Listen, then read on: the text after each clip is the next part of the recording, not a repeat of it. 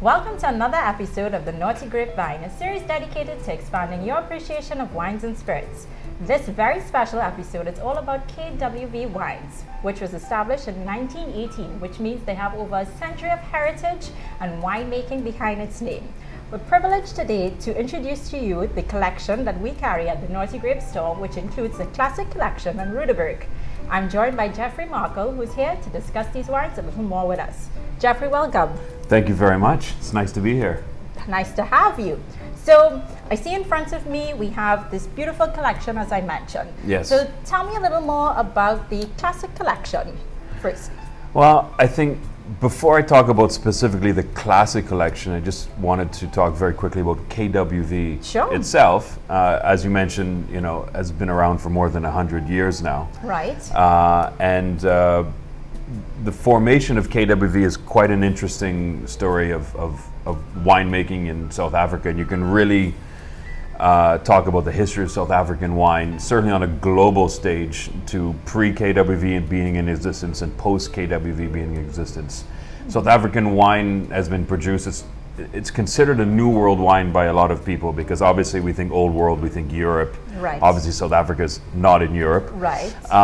But it was also certainly cultivated with grapes for the production of wine much earlier than what we call New World wines like Australia or Chile and California.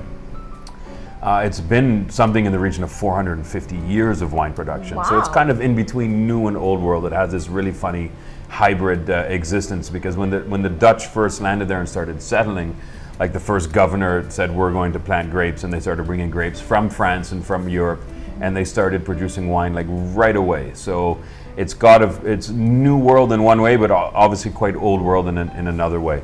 And KWV started as a cooperative of farmers who got together when there was a serious glut of wine, overproduction on the vines, and people were just going for a very high yields, but the quality was quite horrible. So a group of farmers got together and said, well, we need to control what's happening in our industry, just so that we can actually sell grapes for a price that we can afford to have a family. It just was a real crisis in their wine production history. So KWV became this cooperative that would get together and manage things like yields and type of grapes planted and so on, and really stabilize the wine industry in South Africa. And for many years they were not able to sell inside of South Africa because of this controlling position they had. Right. It was just an export company, and this is why today we're in more than 100 countries around the world.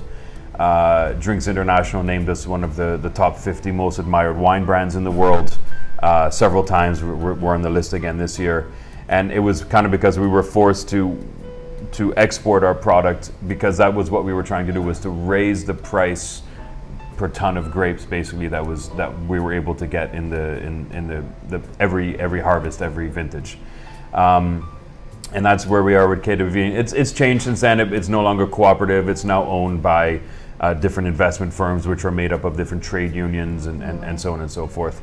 And that's kind of where we are today. And as you mentioned, in Trinidad, we have our Classic Collection, and we like to think that this expresses the terroir of South Africa. Right. Yeah. So I understand from my reading about KWV Wines that you have a number of vineyards that you use in order to create the wines, to get the vines and the grapes from, to create a very consistent quality wine. Yes. So what can I expect from this Classic Collection?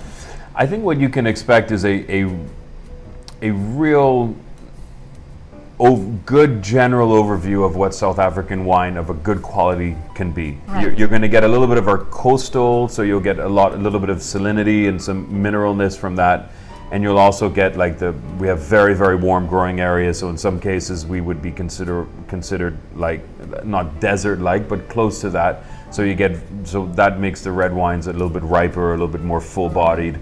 So you can have everything from nice balance and acidity to full-bodied. So I think this is a very good showing of what the terroir of South Africa is, and I would say very high quality. And as you said, we source from these different vineyards to really express consistently year to year a very high quality South African wine. Perfect. Now, Chenin Blanc is something that not a lot of people are familiar with. Let's chat a little bit about that particular wine.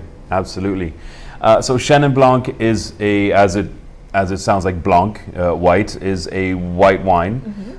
It's kind of become adopted as the white wine of South Africa, I guess. It's certainly grown in reasonably high proportions in terms of white grapes grown. I think Chardonnay still is larger than Chenin Blanc, but that being said, Chenin Blanc to be your second largest white grape grown is quite substantial. So Chenin Blanc is a very, very old type of grape. It's originally would be found traditionally in France in the Loire Valley.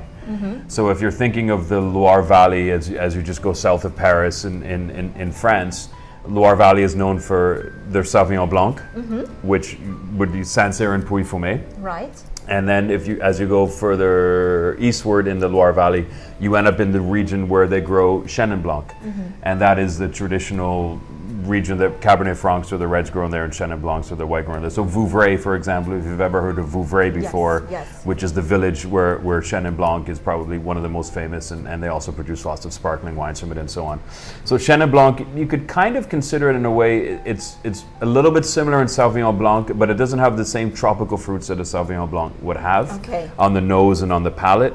I would say it's got a very, very well-made Chenin Blanc for me should have like quite pronounced green apple flavors, like a little bit of a zing on the palate, very nice minerality, very nice acidity, but balanced with a very nice finish on the palate as well.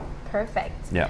And in the reds, I see we have the Merlot and the Cabernet. So what can you tell us about these? Well, I think I would assume that most of the people watching this today are somewhat familiar with Merlot and Cabernet Sauvignon. Again, two French wine grapes, wine grape varietals coming from the Bordeaux region in France, although grown in different parts, but they were originally from the Bordeaux region. And they would have been some of the first vines planted in South Africa. Would have been Cabernet and Merlot coming from Bordeaux. They would have shipped it, going south down to the Horn of Cape of Good Hope. And Cabernet is known to make larger bodied wines, I would say, is one way to describe them. Certainly something which would have a very big mouthfeel, which could take the strength of some oak, let's say, to balance it out. So we oak ours for about 8 months, just to add some body and some character and balance out the tannins that are in the wine. Right. And Merlot is a little bit more supple, a little bit, I like to describe it a little bit more as a sexier grape. Right. It definitely has a slightly more kind of berry type of flavor quality to it, whereas a Cabernet, especially if you get a slightly older Cabernet, you'll get more things like leather and cigar box or cedar box type flavors and those types of notes. In Merlot, you get a lot of red fruit forward notes, so whether blackberries or raspberries or these types of flavors in the red wine from a Merlot. Okay, great. And you also have an interesting one, the Pinotage. The Pinotage, very interesting wine.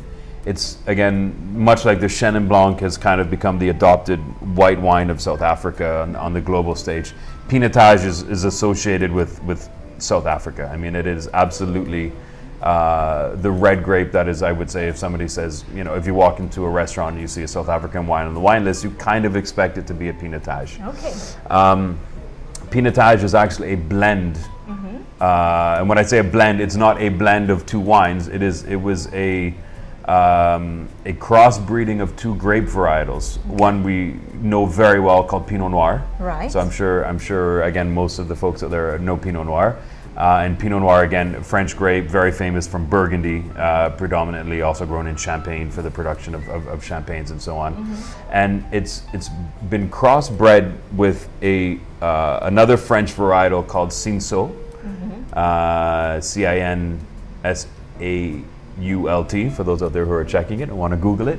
And Cinsault is a really interesting grape which you very, very rarely find a 100% Cinsault wine, unless somebody in California wants to have fun, and you can sometimes find it from these New World places. But in France, it's always a blender grape.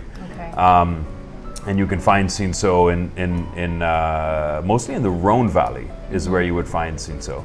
You can also find Cinsault in Provence. I mean, Cinsault is used in Provence rosés and different things like this. And at a certain point, a farmer, and it's not 100% sure who, there's several who have claimed that they were involved in this. The Pinot Noir is quite a fickle grape. And I'm not going to get in trouble and say that it's a feminine grape by saying it's fickle, but it is more delicate, I would say. No so in offense that, taken. all right. So it is a Pinot Noir is a challenging grape to grow and to produce very good harvest consistently with Pinot Noir. Okay. It has very particular Condition. moisture needs Right. and temperature needs, and they like sun, but not too much sun, and sometimes. It is a challenging grape to grow in the best of situations. So what they did is they wanted to crossbreed it with Cinsault, which is a much hardier growing vine, and they created Pinotage. And as far as I know, I'm not sure that Pinotage is planted anywhere else in the world.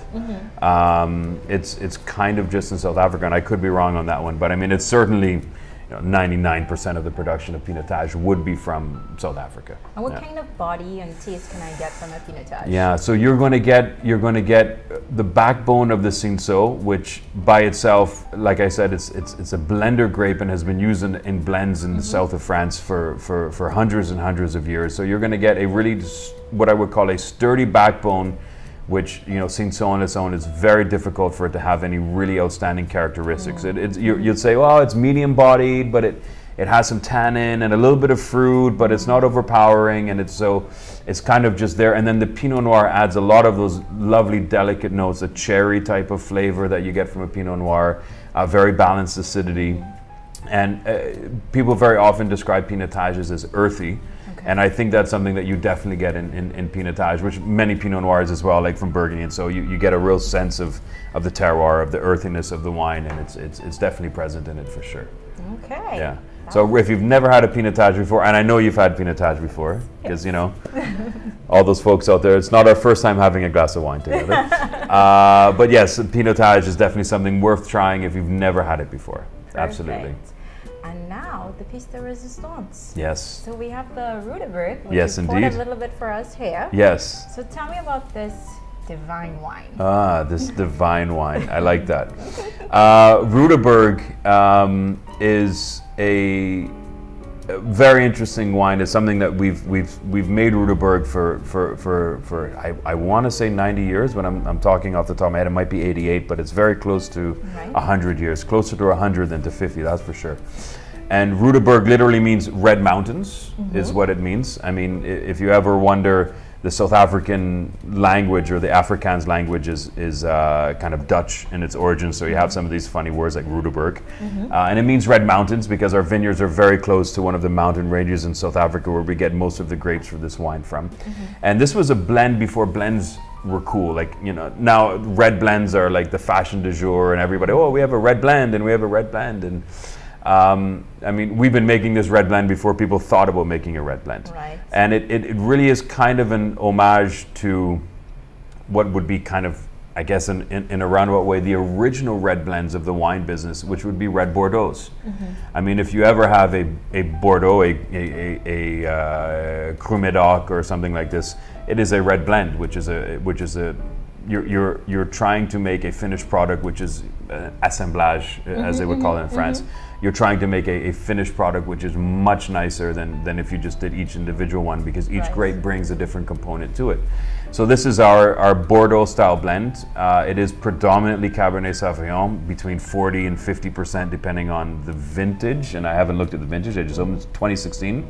So I think it was around 45% Cabernet Sauvignon, and then the next highest component would be Shiraz, which is absolutely not a Bordeaux grape, but we grow some Shiraz, and we think the Shiraz balances perfectly with this. And then you'd have Merlot in there, you'd have a bit of Petit Verdot, you'd have a little bit of Malbec, which is not widely planted in South Africa, but we just put it into our Rudeberg. So this is our red blend. So if you've ever had any other red blend on the market, I mean, chances are this is something you would probably also enjoy. It's very fruit forward. It's very friendly. There is some oak aging on the product, so it gives it some, I would call it some shoulders. It has some body. It's not a wine that's going to disappear on your palate quickly. It definitely is. It stands up with good food, and whether you're having a steak or something like this on the barbecue, even pork, let's say. Or are we going into the tasting now? good company. Good company indeed. Yes. Cheers. Cheers. Yeah. Cheers to everyone out there as well.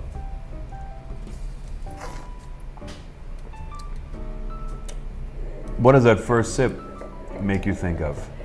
You know, I expected, because you tell me there's Cabernet and all these big bold wines in it. I expect to have that heavy feel on my mouth, but it's not there. No, it's no. well balanced. It's Yeah. medium bodied, very pleasant, enjoyable. Yeah, I'm glad you enjoy. Absolutely. And I think you have a little bit of more spiciness, you know, there's a little bit, that's the Shiraz coming through. Shiraz is noted to, lots of like green pepper flavors and stuff like this. I mean, that's something that's very much cognizant of Shiraz in the blend. And that's what makes it fun, is that we're able to tweak, each vintage we tweak a little bit the blend going into the Rudeberg, just to make sure we put out a consistently high quality product. And yeah, it's one of the signatures of our house, for sure. Perfect. Yeah. I want to thank you once again for joining me, Geoffrey. This was quite informative. I'm sure our viewers enjoyed it as much as I did. And cheers once again, everyone. Cheers.